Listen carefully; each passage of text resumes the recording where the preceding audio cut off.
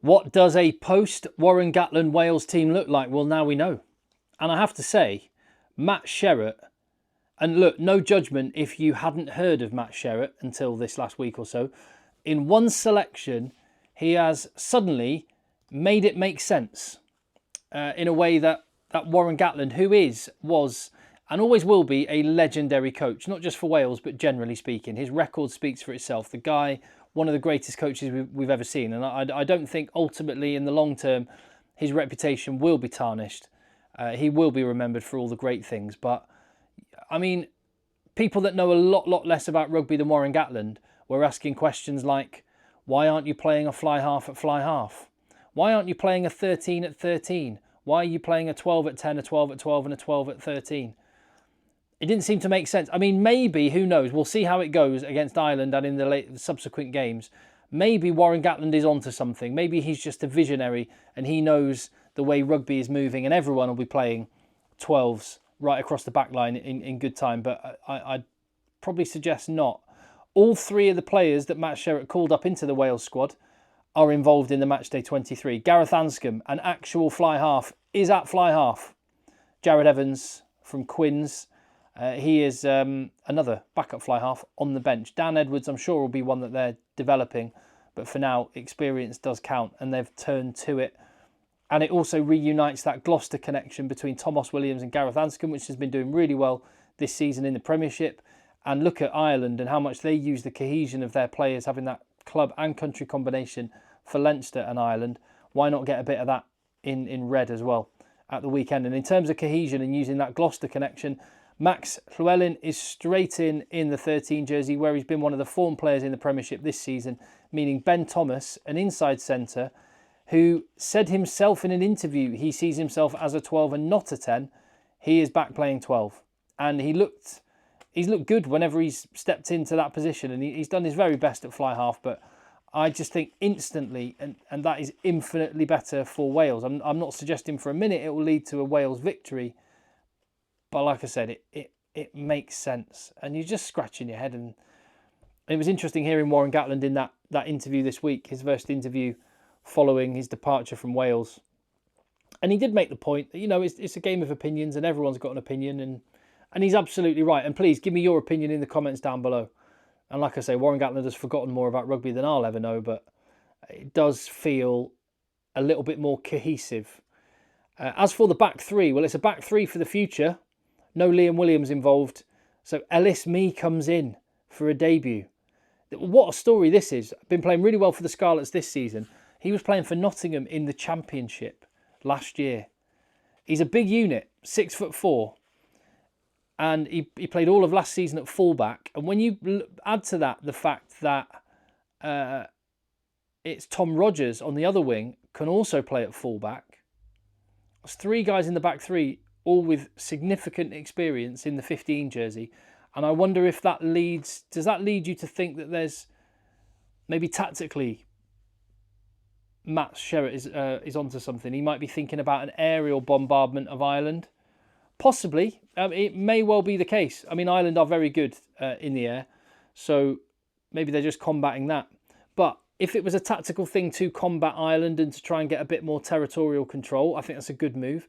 And tactically, when you look at the forward pack, Jack Morgan and Tommy Reffell, both in the back row, double breakdown threat. That is something which England used to good effect with Ben Earl and Ben Curry and Tom Curry against Ireland.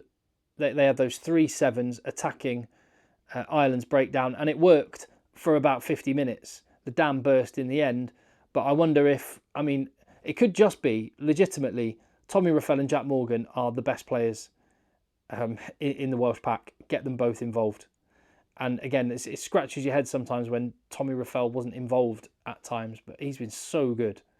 So the two of them, that's you're rolling the dice a little bit because you are sacrificing a little bit of a line-out threat, but it's trade-offs, isn't it? And you have to slow Ireland down. Their game is predicated on fast ball. You have to slow them down. And Jack Morgan and Tommy Reffell might be more equipped to do that as a pair than any other combination of players in the Six Nations. So we'll see how they go. And they've got Aaron Wainwright on the bench as well. Nicky Smith starts. Will Griff-John starts. So rotation in the prop position as well. Will Griff-John's an interesting one. I had a look back at the stats. He's at Sale Sharks. This is only the second game of rugby that he has started in 2 years. He's only ever played on the bench, except for one game for Sale this season. He's always been on the bench in the last 2 years. He plays on average 25 minutes a match. So he's going from the start. Let's see how he goes. Henry Thomas can come off the bench along with Gareth Thomas. Quite experienced props to come on. You've got Aaron Wainwright, talk about experience in the back row as well, in the forward pack. And Jared Evans on the bench. I don't know how you cannot feel more positive if you're a Wales fan than you would. Again, I don't think many Wales fans are expecting a win. I think they just want to see a lot of heart, a lot of effort, massive defence, good attitude, and roll the dice when they get the opportunity. We'll see how they can get on. We've already seen the Ireland team today. There have been changes made, probably not as many as Wales fans would have wanted, but youngsters coming in like Jack Boyle onto the bench. Gus McCarthy's back in with Ronan Kelleher not being out. Dan Sheehan in and captain to start with Thomas Clarkson getting a start in the front row, and Jack Conan in for Caelan Doris. Joe McCarthy in at second row with James Ryan on the bench, and then the centres rotating with Bundy Aki this time on the bench. Jamie Osborne getting a go at fullback, keeping Hugo Keenan ready for France. Not so many changes that Ireland will alter their performance that much, and it's amazing to think no Caelan Doris and no Bundy Aki in the starting lineup, and their team doesn't look much. It looks basically as strong. That is saying something. And it's reflected when you look at a combined team as well. So if you had all the Welshmen and all the Irishmen and you had to pick a 23-man squad, who would you pick? What does that tell us about where the balance of power lies? I only picked one Welshman in the starting team, and that's Jack Morgan over Peter Romani, and 2 on the bench. Although Jack Boyle is a proper talent, and I may well be scratching out Gareth Thomas's name and putting Jack Boyle in at the end of Saturday. We'll see. Aaron Wainwright, the only other Welshman that's involved, and that's not to knock the Welshman, or it reflects where Wales are at with their player pool, and it reflects where Ireland are at with their player pool, because despite making a bunch of changes, Ireland still look too good for Wales. I think Ireland will win. I don't think it will be 43-0 territory like it was when Wales went away to France. I think it'll be... I think the pressure will tell, and Wales might keep it tight for a while, and then bang, bang, bang, Ireland will score and win by 22.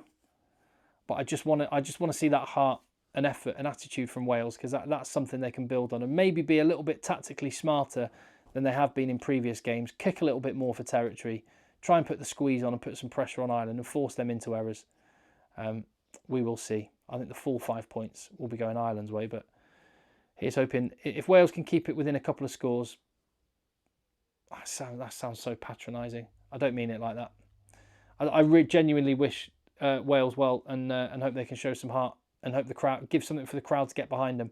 Get that pressure cooker of the Principality Stadium with the roof on bubbling, and they could be in business. We'll see. I'll see you on the next video.